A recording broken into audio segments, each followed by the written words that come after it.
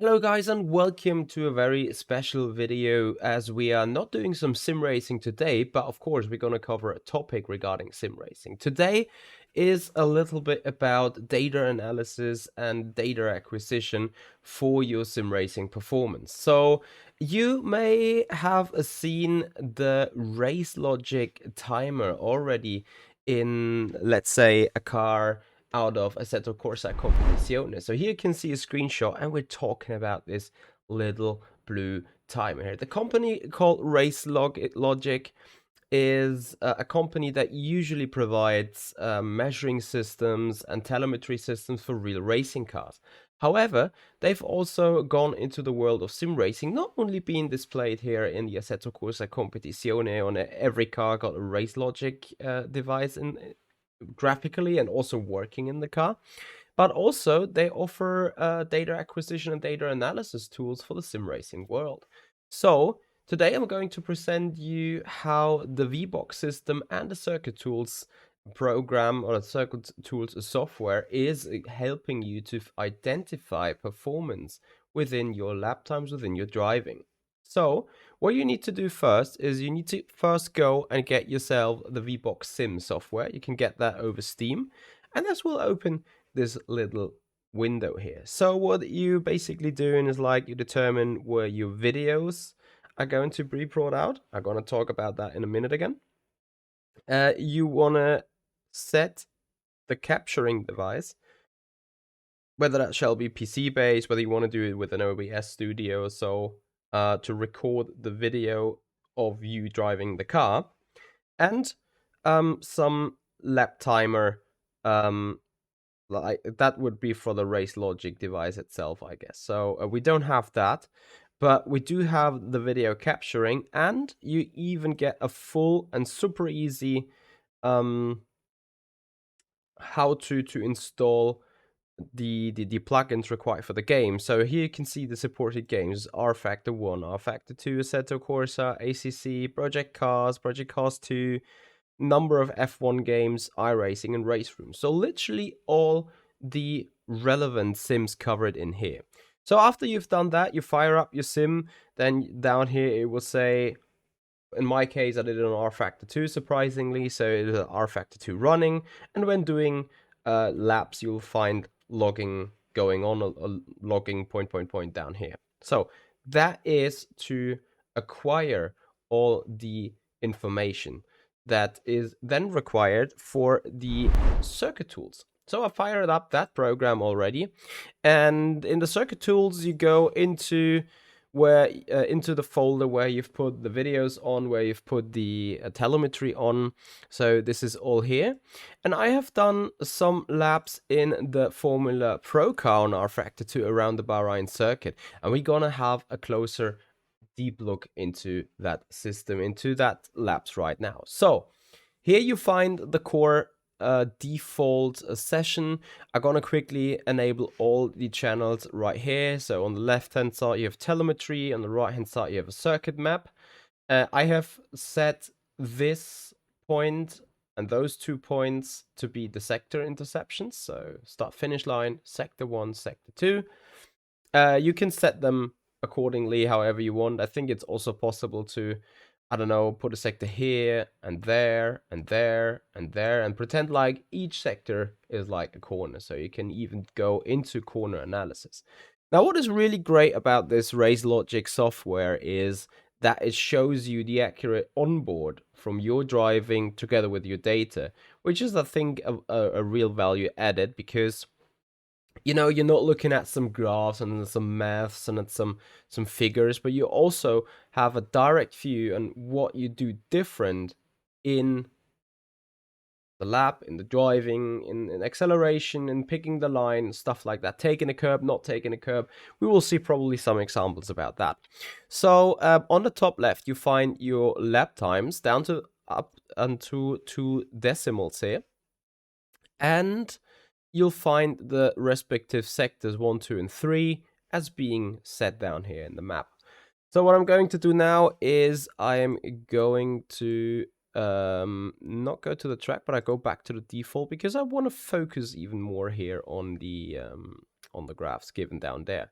So I move up the graph a lot. That will make the video smaller, but also I want to look at a number of laps here. So you can see the laps currently being sorted according to the fastest lap times, and you see also the respective sectors that he have put into the track. So what we want to do is we want to have a look at the sector 1 of lap 2 for sure.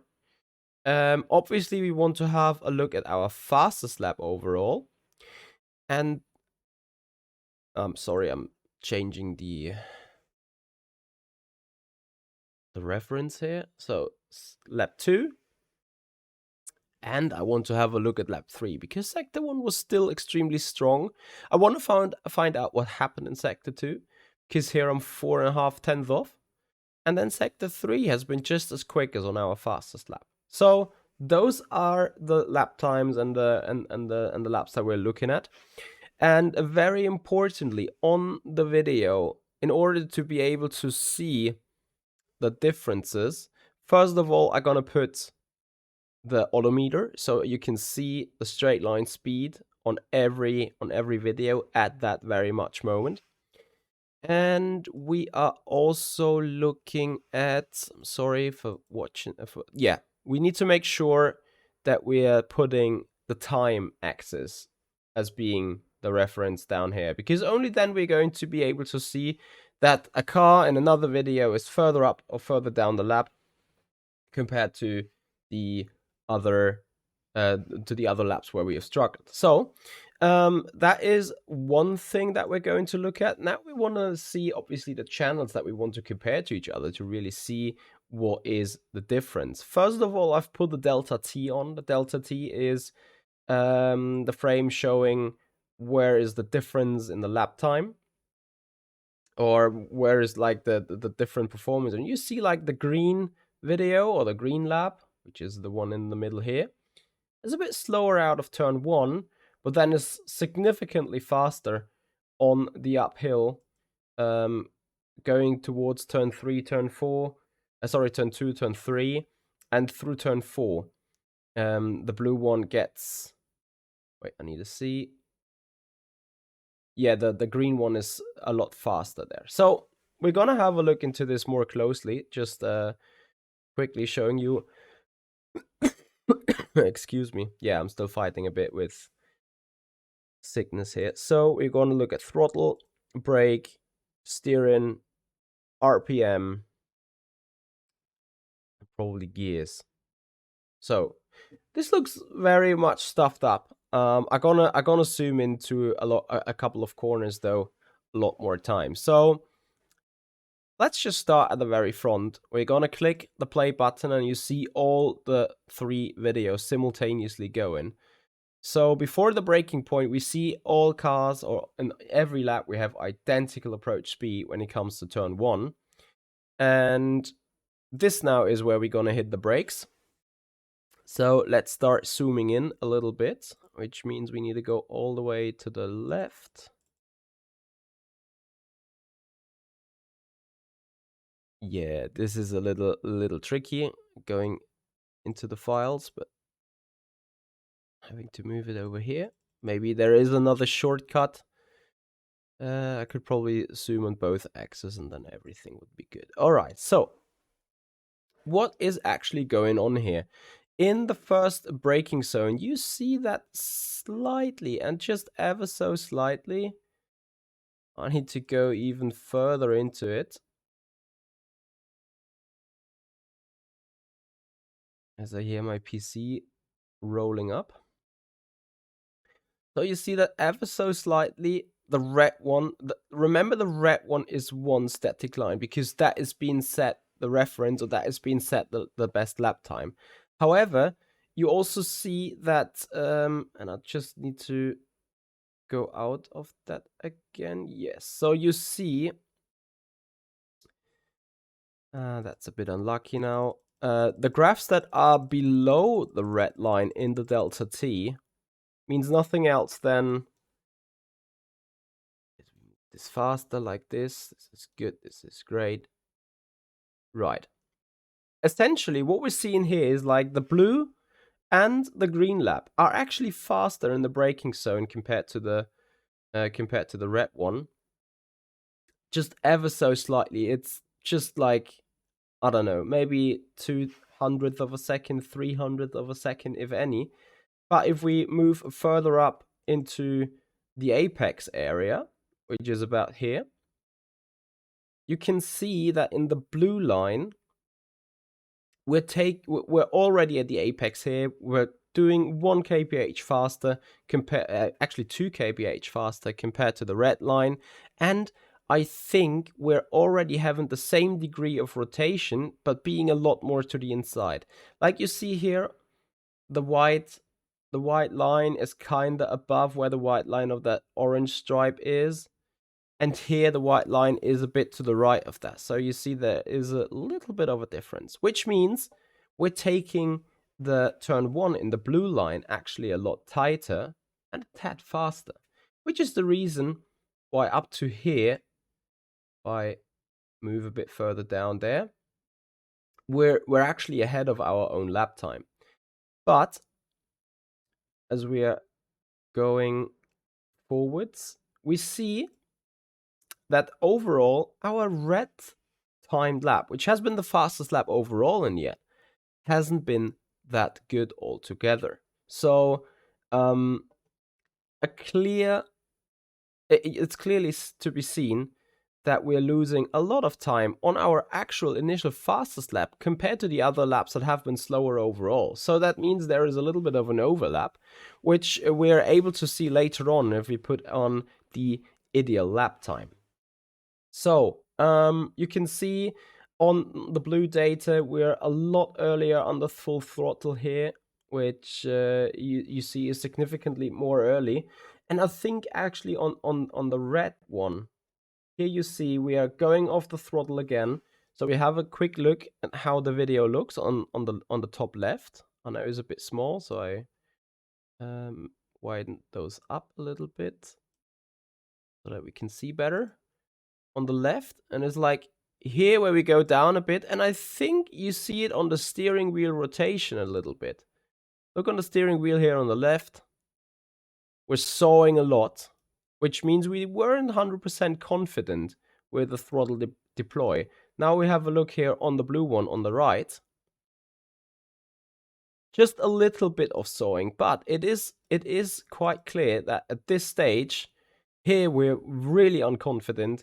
There we're already pinned flat out, 125 kph, and having a lot better traction and a lot better balance in the car. This can also be contributed and seen by the fact that on the red lap here, we have been in first gear, as we see right there. So here is a shift up from first to second in the green one. The blue one, we took the entire turn 1, turn 2 complex in second gear, therefore leading to more traction on the exit zone, leading to a better feeling regarding the rear axis and the power deploy.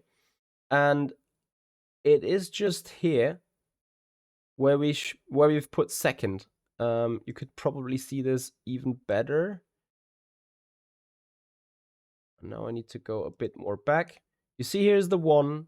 There's also the 1 still in the green lap, but here's the 2. So it's very evident that the second gear is probably a lot better in turn 1. Now we are also in second gear on the green lap when going to the left, heading towards turn 2, but still in first on the red lap. Now, of course, you can argue, but yeah, now the acceleration with first might be better. You might be right, but as you've seen in the data, we've been highly uncomfortable with deploying the power. So if we're looking into the apex of turn 2, obviously here we are behind a little bit. So I need to probably go a tad more backwards.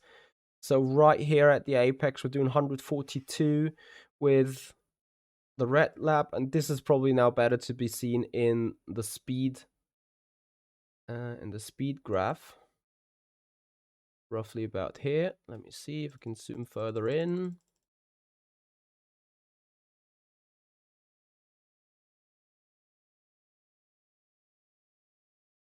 Let's see. Yeah, I would need to probably move out that speed graph a lot. So I'll take throttle, brake, steering, GPM, RPM away real quick. What do we have down there? The delta T.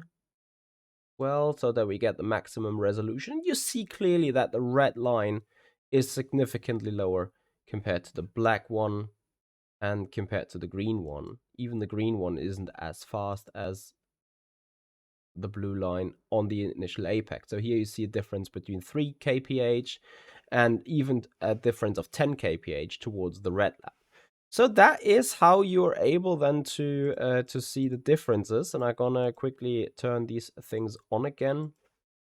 Also the delta T. So we're going to have another look at a later part. Delta T, yes, down there. At the later part of the lap. So despite the blue one has been in best in turn 1, we've had a mistake with the blue lap, or on the blue lap, which you can see right here. So here you can see a major lift. I'm gonna quickly play the videos. Have a look onto the right one here on the blue one. There you go. We had a major wiggle. And that was causing us to drop all the speed advantage that we had compared to the red lap, and even more so to the green lap. And this is the reason, I quickly open this one up, why the green lap has been our absolute best first sector. Because now you can see down here in the delta graph, and I will quickly do RPM, steering, brake, and throttle away. Here you see is the mistake of on the blue lap, whereas compare this one to the green one now. I just let it go again from here on. So you see that the green one overall is like here we do a little bit of counter steering, but the green one is just like steady flat out. And on the green lap we are able to carry all the speed. So when we're approaching up here at turn 4, go a bit backwards maybe, we have the highest top speed, and we have the highest momentum and the most maximum speed carried over the short straight. So, you know, instead of just looking at the data, we can also have a little look into how throttle and steering is allocated at this stage when we're fighting the counter steer. So we're going back to turn 1. And I'm really just going to do the example here at turn 1 because otherwise that explodes the video. But you can clearly see here is a major drop in throttle. So it's the latest actually on the blue line when we're back on the full throttle. And also what you see in here is that on the steering side of things, I'm gonna quickly have another one. So there is a wiggle. You see a clearly outburst into the right-hand side steering compared to the green and the red line, together with being hesitant on the throttle. And this is also the crossover where we are losing a lot of straight line speed compared to the other laps. And you also see that we're carrying less speed because the shift up point of the blue lap is always significantly more late, which means just hitting the perfect speed for the gear change a lot later down the road. So those are the possibilities where you can look up your differences in a lap. Like here we see on the green lap we see a major moment. So do we see on the blue lap here being 90 degrees to the left. On the green lap it's just like 60 degrees to the left, whereas on the red lap excuse me, we're looking still perfectly on the exit. I quickly gonna go through that corner in 0.5 speed, so you can look at it more slowly, more closely.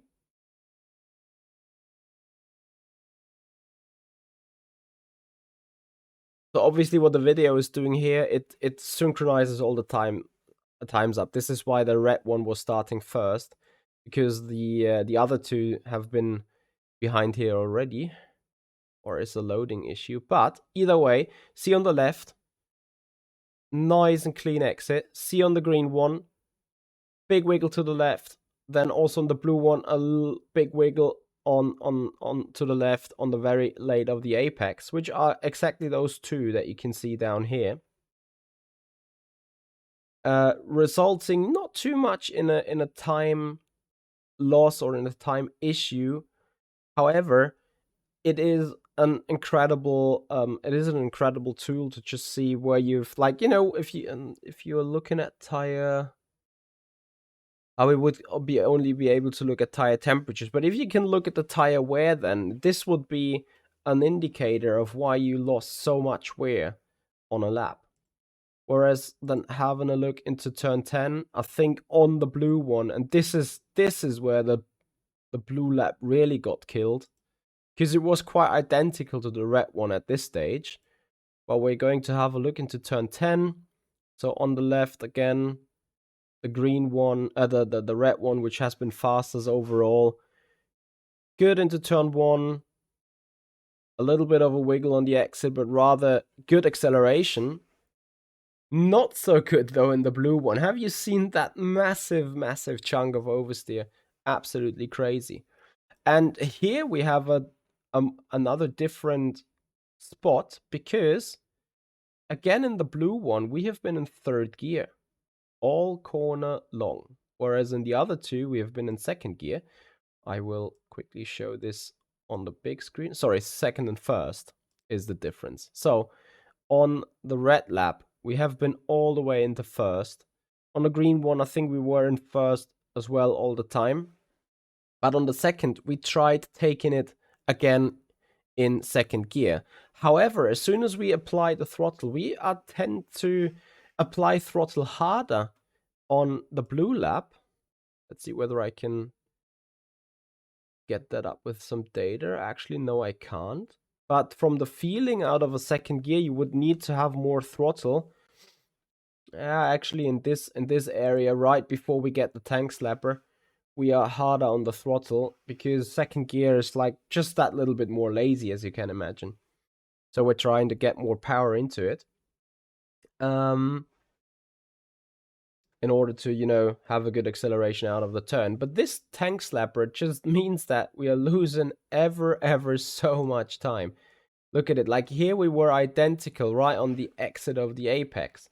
As soon as we're heading down and short before braking for turn 11, we're almost, I think, 4/10 down compared to the red one. So that is how much speed and how much momentum you are losing when having a wiggle and a tank slap. And this makes total sense, because remember, we've said roughly that the lap has been identically good to the red one. But up to the second sector, which also includes a little bit of turn 11 here, well, I think right about there, maybe here is the interception. Remember, on the blue lap compared to our red lap, we lost 4.5 tenths. And that is obviously a lot. So what we're going to do in the end, we can have a look again from the very beginning. We take speed 1. And while we're looking at the lap, or at all 3 laps, I'm going to also hit that ideal lap time button. Maybe it wasn't the smartest idea to look at this all the time, but what the software is doing now, it's looking at all these 3 laps.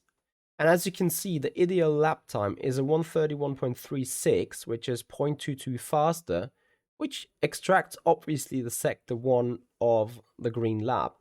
So if we take the green lap, sector 1, and the red laps, sector 2 and sector 3, we'll get an ideal lap time of a 131.36. And if I understand it 100% correctly, the software is now putting the graphs, the videos, the inputs, and everything together, and it's been able to show you the perfect ideal lap.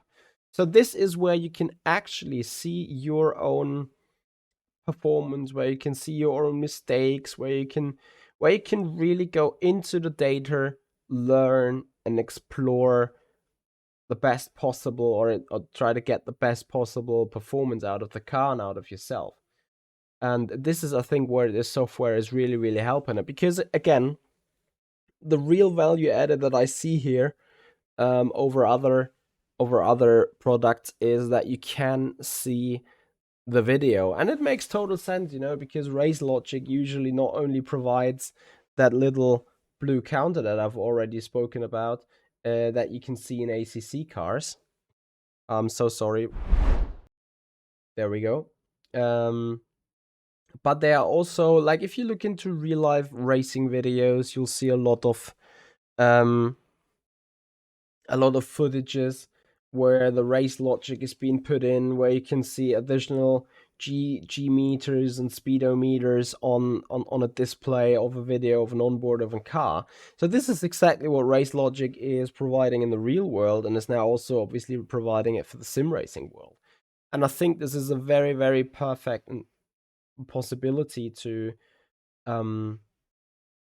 really improve your driving, to also, just look at it from a very, like, we haven't gone deep into data analysis. This is just about throttle braking, steering rate, carrying speed, picking driving lines. It's just about that. It's not even like, how are the dampers working, how are the suspension working, and so on. This is like the very, very basic stuff when it comes to data analysis and comparison between driving and and racing and so on. So yeah, that is how the Racelogic VBOX system, in combination together with the circuit tools, is able to improve your performance in sim racing. And now we have a look.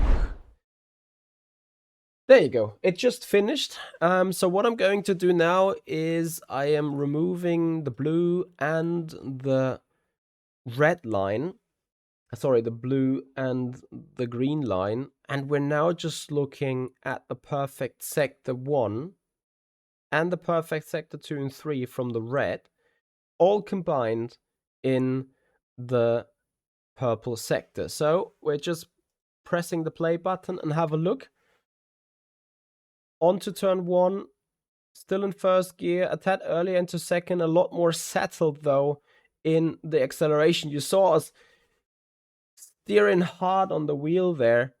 Now going into turn 4, you see that the purple line is a slight bit ahead of the red one, and I think it's about now the sector 2. Yeah, there you saw a little bit of a switch, and now those two videos shall be more or less identical, because from now on the purple lap is just going to carry the advantage from the red lap, or like carrying the disadvantage from the red lap all the way through the lap. So it would have now been very interesting to see if our final sector would have been purple elsewhere than in the red lap. Then the red lap would still be our fastest overall, but the purple lap would change to another lap with a good third sector right from about here now.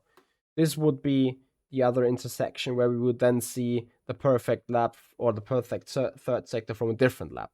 So this is how the ideal lap time is going to be put together. You see that the purple lap is just those 2/10 ahead of the red one. You see that the steering wheel in the red video is just ever going so much behind and following what the purple one is doing. But this is how the software works. This is how the software is designed to help you. And I've put down the links to get the software, to get the VBOX software for logging your videos and for logging your telemetry, down in the description area below. And also I have or I will put down the download link for the circuit tools then in the comments area below, or in the video description below. And guys, if you have appreciated that video, please give this a thumbs up, subscribe us to the channel. Got any questions whatsoever, put them down in the comments area below. We're gonna have a look at them. Have a good time everyone, and thank you for watching. Bye bye.